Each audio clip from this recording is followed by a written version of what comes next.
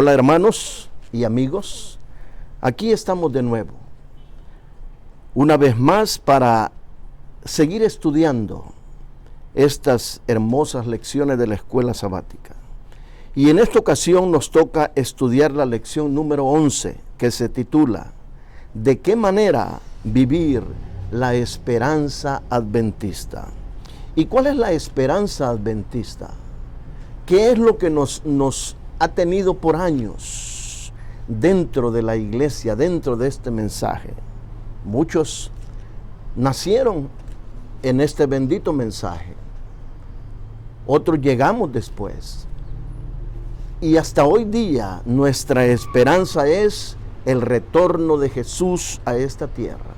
La segunda venida de Cristo es la esperanza que nos mantiene vivos. Es la esperanza que hasta el día de hoy, después de más de 30 años, yo sigo teniendo esa esperanza en mi corazón de que un día Jesús regresará. Y dice el versículo de memoria: así que hermanos míos amados, estad firmes y constantes, creciendo en la obra del Señor siempre, sabiendo que vuestro trabajo en el Señor no es en vano. Primera de Corintios 15, 58. Jesús anunció el reino de Dios como una realidad actual de la que podemos ser parte hoy. Pero Jesús dejó bien en claro que su reino no era de este mundo. Pero el sueño de Jesús fue que mediante su encarnación, ministerio, muerte y resurrección, este reino llegara a su culminación algún día. Y esa es la esperanza que nos mantiene juntos. Pero lamentablemente, hermanos y amigos, muchos han perdido esta esperanza. Muchos que nacieron o llegaron a la iglesia y estuvieron un tiempo con esta esperanza en su corazón, se aburrieron de esperar. Y muchos jóvenes que se educaron en nuestros colegios adventistas ahora son parte del mundo y viven como vive el mundo porque perdieron su esperanza. Otros tuvieron la oportunidad de ir a la universidad y el estudio lamentablemente hizo que perdieran esa esperanza. Y ahora se han vuelto materialistas y ya no creen como creían en un principio. Así es que, hermanos y amigos, en el mundo, desde que entró el pecado hasta el día de hoy, hay injusticia. Lo hemos dicho a lo largo de esta lección, que hay mucha injusticia en el mundo. Hay mucha gente que sufre. Lo hemos dicho, gente que sufre pobreza, enfermedad, angustia. Entonces siempre, a lo largo de la historia de la Biblia, hay un llamado repetido del pueblo de Dios, especialmente de quienes padecen la esclavitud, el exilio, la opresión, la pobreza u otra injusticia o tragedia, para que Dios intervenga. Es el clamor. Los mismos profetas del Antiguo Testamento siguieron clamando: ¿hasta cuándo, oh Jehová? El profeta Zacarías dejó escrito en su libro de que cuando tuvo el encuentro con el ángel de Jehová dijo: oh Jehová de los ejércitos, ¿hasta cuándo no tendrás piedad? Qué tremendo, ¿no? Entonces sigue el ser humano, pero Dios, debo decir esto, pero Dios no es que Dios no escuche el clamor de los pobres. No es que Dios sea un Dios que ignora el dolor de los oprimidos, pero el Señor espera, el Señor sabe cuándo, Él hará justicia. Dijo Habacuc 1:2, ¿hasta cuándo, oh Jehová, clamaré y no oirás? Y daré voces a ti a causa de la violencia y no salvarás. Habacuc 1:2. Entonces el ser humano sigue clamando por justicia. Pero en Lucas 18:1-8 encontramos una parábola interesante. Lucas 18, del 1 al 8. Dice esta parábola, dice: también le refirió Jesús una parábola sobre la necesidad de orar siempre y no desmayar, diciendo: había en una ciudad un juez que ni temía a Dios ni respetaba a hombre. Había también en aquella ciudad una viuda, la cual venía a él diciendo: hazme justicia de mi adversario. Y él no quiso por algún tiempo, pero después de esto dijo dentro de sí: aunque ni temo a Dios ni tengo respeto a hombre, sin embargo, porque esta viuda me es molesta, le haré justicia, no sea que viniendo de continuo me agote la paciencia. Y dijo el Señor: oí lo que dijo el juez injusto. ¿Y acaso Dios no hará justicia a sus escogidos, que claman a él día y noche? ¿Se tardará en responderles? Os digo que pronto les hará justicia. Pero cuando venga el Hijo del Hombre, ¿hallará fe en la tierra? Qué interesante esta parábola. Esta parábola nos enseña que no debemos de cansarnos de clamar al Señor. El Señor, Él sabe cómo lleva sus cosas. Es un Dios sabio, un Dios que lo ha ordenado todo perfectamente. Pero entonces nosotros debemos, como esta viuda, ser insistentes. Pero la promesa de Dios es que pronto hará justicia a sus escogidos. El Señor está pronto hará justicia. ¿Cuándo será eso? Cuando Jesús regrese. Pero dice la lección que hay un determinado tipo de esperanza. Dice: la religión muchas veces ha sido criticada como una tendencia que aleja a los creyentes de la vida presente para enfocarse en una vida mejor en el más allá. Ha sido criticada porque dice, bueno, los cristianos se preocupan tanto por vivir su religión que se olvidan de que viven en medio de un mundo que tiene muchos problemas y necesidades. Entonces la crítica es que el enfoque en otro ámbito se convierte en una forma de escapismo santificado y hace que el creyente sea menos beneficioso para con el mundo y la sociedad. Entonces, no debemos olvidarnos, debemos de vivir nuestro cristianismo práctico, como lo hemos dicho en lecciones anteriores, y no olvidarnos. Por eso Jesús le dijo al Padre: no te ruego que los quites del mundo, sino te ruego que los libres del mal. Estamos en medio de un mundo, pero en medio del mundo en que estamos, debemos de practicar nuestro cristianismo práctico, no ser ajeno a las necesidades de los que nos rodean. Dice que Dios, y también existen ejemplos terribles de quienes están en el poder y simplemente les dicen a los pobres y oprimidos que acepten su infortunio ahora, porque cuando Jesús regrese todo estará bien. Es una forma tremenda de poder hacerse del oído sordo ante las necesidades de los demás. Pero en Mateo 24 y 25, Jesús dejó señales de cómo sería el tiempo antes de su venida.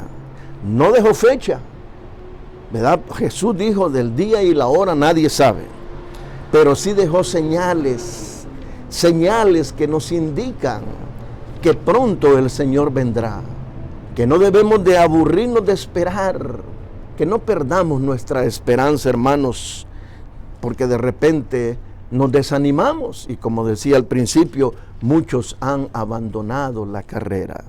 Pero en Mateo 24 y 25 Jesús dijo que habrían falsos cristos. Dijo el Señor que habrían guerras, rumores de guerras, que nación contra nación se levantaría y reino contra reino. Y ya hubieron 2 guerras mundiales en el mundo. Y hoy en toda la redondez de la tierra hay violencia. La gente peleando nación contra nación por una u otra razón. El terrorismo, tremendo el terrorismo. Y como consecuencia de esa guerra, dijo el Señor que habrían pestes, las enfermedades, habrían hambres, habrían terremotos, y terremotos es una señal que se sigue cumpliendo. Habría tribulación, dijo el profeta Daniel, que en el último tiempo habría tribulación cual nunca fue. Habrían falsos profetas, falsos maestros, y eso se ha cumplido y se sigue cumpliendo. Se multiplicaría el mal, dijo Jesús, se enfriaría el amor. Por haberse aumentado la maldad, el amor de muchos se enfriaría. Pero dijo Jesús, el que persevere hasta el fin, ese será salvo. Y esa debe ser lo que nos motive a continuar, a no perder nuestra esperanza. Y claro, si vamos a perseverar, debemos de predicar el Evangelio. Porque si el Evangelio no se predica, Jesús lo dijo, será predicado este Evangelio del reino para testimonio a las naciones, y entonces vendrá el fin. Porque el Señor no quiere que nadie se pierda, no quiere que nadie se pierda, sino que todos lleguen al conocimiento de la verdad. Pero luego la lección habla de la esperanza de la resurrección. Qué interesante, ¿no? O sea, la vida de Jesús, su vida sin pecado, su sacrificio en la cruz, hubiera sido en vano si el Señor se hubiera quedado en la tumba. Pero tal y como dijo, al tercer día el Señor se levantó. Y claro, aquellos que vivieron cerca de Él tuvieron el privilegio de verlo. Y solamente Tomás fue el único que no creyó, que dudó de que Jesús había resucitado.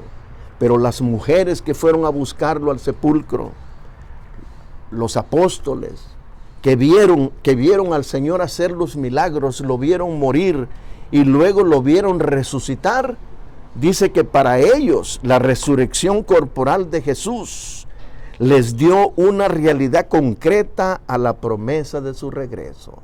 Entonces, si Jesús murió y resucitó, quiere decir en el pensamiento de ellos que también cumplirá su promesa de que regresará. Para el apóstol Pablo, la resurrección era el elemento clave de la esperanza del advenimiento.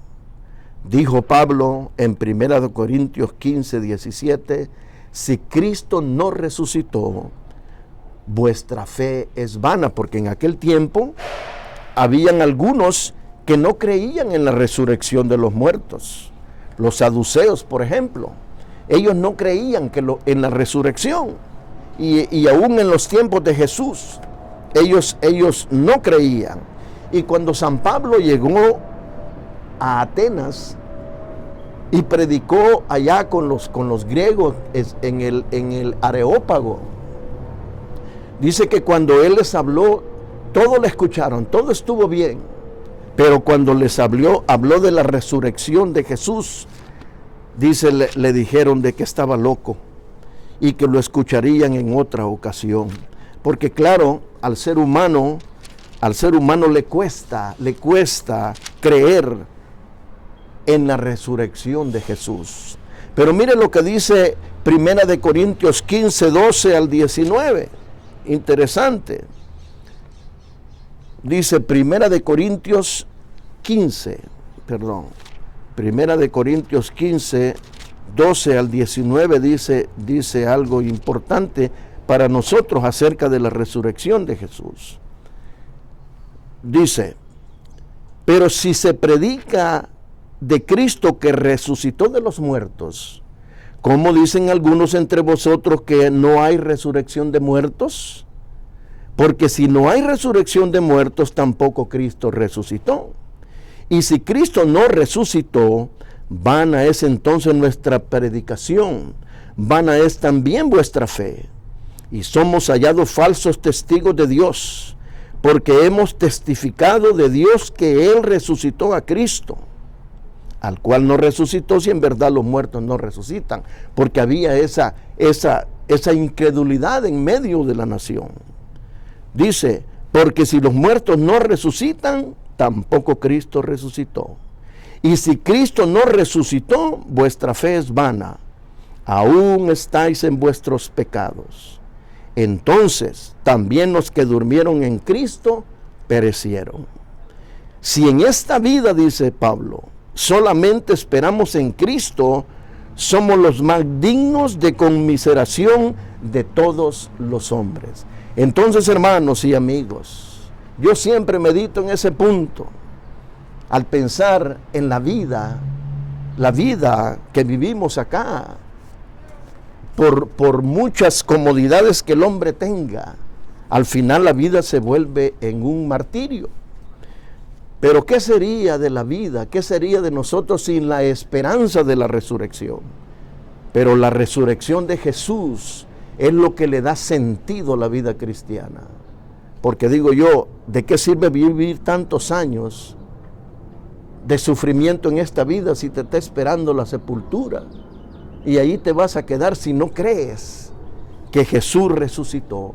Y si Cristo resucitó, también nosotros que creemos en Él seremos levantados. La resurrección de Cristo le da esperanza a la vida cristiana. Así es que no perdamos, hermanos, por más que el hombre, por más que el ser humano se invente cosas y siembre en nosotros incredulidad, jamás perdamos esa esperanza, esa fe, esa seguridad que tenemos de que el Señor venció la muerte. Y así como Él venció la muerte, también nosotros la venceremos. Pero ahora la lección habla de la esperanza del juicio. Y miren lo que dice Eclesiastés 8:14. Eclesiastés 8:14 dice algo bien interesante. Miren lo que dice. Eclesiastés 8:14 tiene un punto interesante. Miren lo que dice. Hay vanidad que se hace sobre la tierra, que hay justos a quienes sucede como si hicieran obras de impíos, y hay impíos a quienes acontece como si hicieran obras de justos. Digo que esto es también vanidad. Tremendo, ¿no, hermanos y amigos?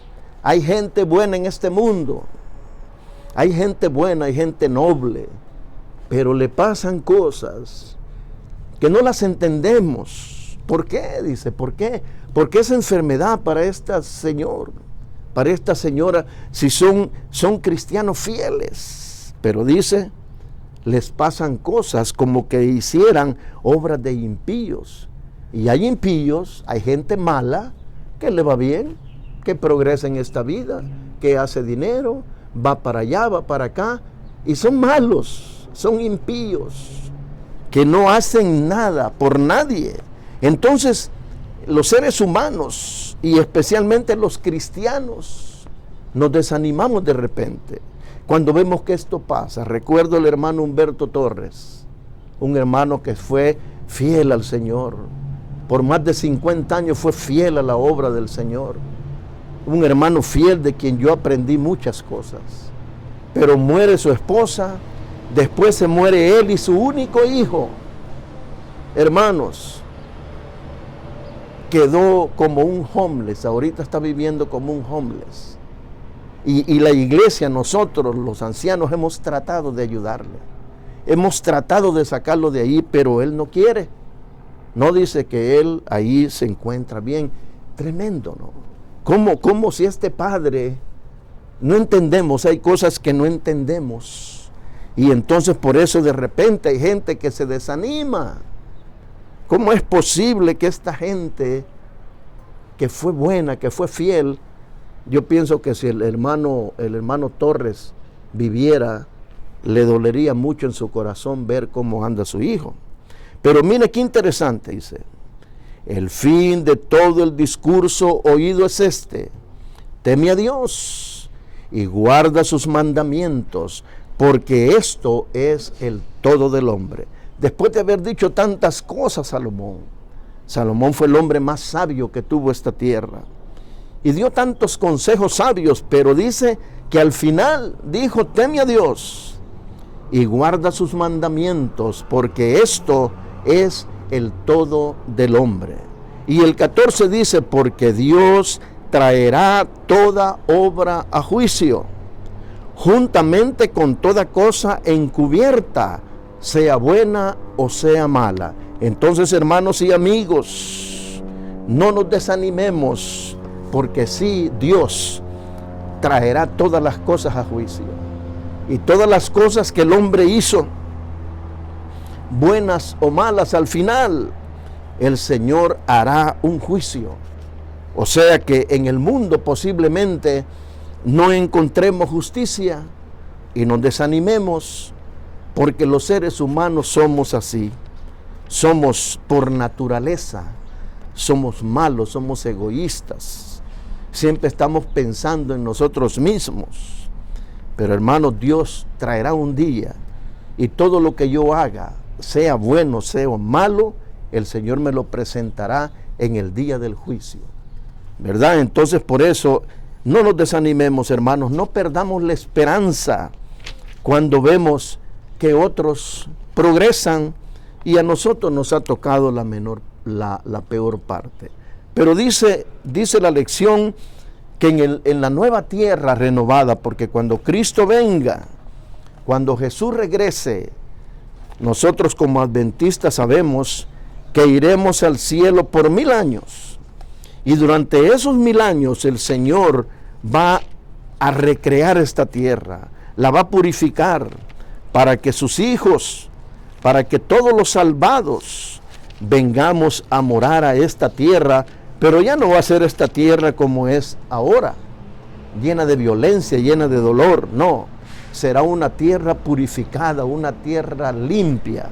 Entonces miren lo que dice Apocalipsis 21, del 1 al 5. Vi un cielo nuevo y una tierra nueva, porque el primer cielo y la primera tierra pasaron y el mar ya no existía más.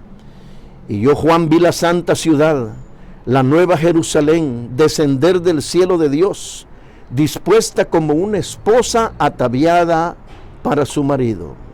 Y oí una gran voz del cielo que decía, he aquí el tabernáculo de Dios con los hombres, y Él morará con ellos, y ellos serán su pueblo, y Dios mismo estará con ellos como su Dios. Enjugará Dios toda lágrima de los ojos de ellos, y ya no habrá muerte, ni habrá más llanto, ni clamor, ni dolor, porque las primeras cosas pasaron. La tierra nueva, renovada, ya no habrá muerte, ya no habrá llanto. Y dice que Dios mismo personalmente dice que enjugará las lágrimas de todos los que sufrieron en esta vida. Así es que vale la pena continuar, hermanos. No perdamos nuestra esperanza. No permitamos que el diablo nos gane y vayamos a ocupar el lugar donde le tocará a él sufrir las consecuencias de su pecado. Pero dice en Apocalipsis 22, después del 1 al 5, después me mostró un río limpio de agua de vida, resplandeciente como cristal, que salía del trono de Dios y del Cordero. Y en medio de la calle de la ciudad, y a uno y otro lado del río, estaba el árbol de la vida, que produce 12 frutos, dando cada mes su fruto. Y las hojas del árbol eran para la sanidad de las naciones. Y en este punto me voy a detener un poquito, porque busqué en el comentario bíblico adventista, porque me viene a mi mente, si la tierra va a estar restaurada, si nosotros seremos perfectos, santos, sin pecado, pues no, ¿para qué las hojas van a servir de sanidad para nosotros si ya no habrá más enfermedad? Pero en el comentario bíblico adventista dice de que este es un símbolo, ni siquiera menciona las hojas, solamente habla de la sanidad y dice que es un símbolo de armonía, de nutrición, de perfección. O sea que en el cielo va a haber una sanidad perfecta. No habrá necesidad de estar tomando medicinas. Y dice que el árbol de la vida, dice, es símbolo de la eternidad. O sea que en el cielo, cuando dice que cada dará un fruto cada mes, dice que es una manera simbólica de decir que habrá abundancia de pan. Tendremos abundancia de pan, hermanos. Así es que de repente, pero lo importante es que habrá abundancia de pan y no tendremos necesidad de estar tomando medicinas porque estaremos perfectamente nutridos, estaremos perfectamente sanos. Entonces dice, versículo 3, y no habrá más maldición, y el trono de Dios y del Cordero estará en ella, y sus siervos le servirán, y verán su rostro. Bienaventurados los de limpio corazón, porque ellos verán a Dios, y su nombre estará en sus frentes. El carácter de Dios, la pureza de Dios, su carácter, su amor, estará en su frente. No habrá ahí más noche, y no tienen necesidad de luz de lámpara ni de luz del sol, porque Dios el Señor los iluminará y reinarán por los siglos de los siglos. Hermanos, vale la pena, hermanos, continuar. No perdamos nuestra lucha. Pidámosle al Señor. ¿Y cuál es el secreto para mantenerse firme? Dice, estar conectados con el Señor a través de su palabra, a través de la oración, a través de asistir a los cultos, a través de escuchar música cristiana. O sea, no permitamos que el mundo entre a nuestra mente, porque si permitimos que el mundo entre a nuestra mente, es donde el diablo nos va a ganar. Hermanos, mantengámonos conectados con el Señor cada día, y de esa manera la esperanza no la vamos a perder. El resumen de la lección dice, nuestro Dios no permitirá que el mal continúe para siempre. La gran esperanza de la Biblia es el regreso de Jesús para poner fin al mal, para sanar la injusticia y crear un mundo nuevo como fue diseñado. Cuando Jesús venga, hermanos, amigos, lo que sucede en este mundo, la maldad, la miseria, la opresión, llegará a su fin. E iremos al cielo por 1000 años, y después de 1000 años regresaremos a morar para siempre en esta tierra. Cimentada en la resurrección de Jesús, esta esperanza transforma el presente y le infunde valor a nuestro servicio a Dios y a los demás mientras esperamos su regreso. Entonces, ¿cómo vivir la esperanza adventista? Sirviendo a los demás, sirviendo a Dios primeramente y sirviendo a los demás. Hay gente que se cansó ya de servir, ya no quiere servir. Y entonces, pero no debemos, esa debe ser la manera como debemos vivir la esperanza. Sirviendo a Dios, sirviendo a los necesitados. Dice que el aspecto verdaderamente revolucionario del cristianismo radica en imperativos morales como amarás a tu prójimo como a ti mismo. Todo lo que quieran que la gente haga con ustedes, eso mismo hagan ustedes con ellos. Hay más bendición en dar que en recibir. Y todo lo que hicieron por uno de mis hermanos más pequeños, por mí lo hicieron, dijo Jesús. Vivir la esperanza adventista, primeramente, es mantener esa esperanza viva de que Jesús pronto volverá. Y aunque nos esté yendo mal de alguna manera, estemos sufriendo una enfermedad cruel, estemos atravesando por situaciones financieras difíciles, no perdamos la esperanza, porque hermanos, Jesús no es hombre para que mienta, ni hijo de hombre para que se arrepienta. Si Él lo prometió, Él lo cumplirá. Le dijo el ángel a Juan, escribe, porque estas palabras son fieles y verdaderas. Y llegará el día, porque las señales lo anuncian. Las señales anuncian que el Señor viene pronto. Así es que, hermanos y amigos, no perdamos nuestra esperanza. Así es que, como decía anteriormente, necesitamos estar conectados con el Señor para no perder la esperanza y estar firmes. Si estamos vivos, tendremos el privilegio. Si estamos vivos cuando Jesús regrese, tendremos el privilegio de no conocer la muerte nunca. Porque cuando Cristo venga, habrá un grupo de cristianos esperando al Señor. Esos no morirán jamás. Y si estamos en el sepulcro, si el Señor nos llama al descanso antes, tengamos la seguridad que el Señor nos sacará de allí para vivir eternamente con Él. De nuevo, hacemos una invitación a que comparte esta lección con sus amigos, con sus vecinos. Allí está apareciendo en Facebook y está apareciendo en YouTube. Así es que compártala para que otros puedan escuchar este mensaje. Y bueno, nos vemos la próxima vez, en la próxima ocasión. Vamos a orar. Amado Dios y Padre nuestro que moras en los cielos, gracias, Señor, por esta maravillosa lección. Permite, Señor, que mantengamos viva la esperanza de que tú pronto regresarás, que pronto mandarás a tu Hijo para que recoja a su pueblo que le espera. Mientras tanto, Señor, ayúdanos a poner en práctica esto que sabemos, que no nos conformemos solamente con hablar, sino que vayamos hacia los demás y ayudemos a los que lo necesitan. Perdona, Señor, nuestros pecados. Lo rogamos en el nombre de Jesús. Amén.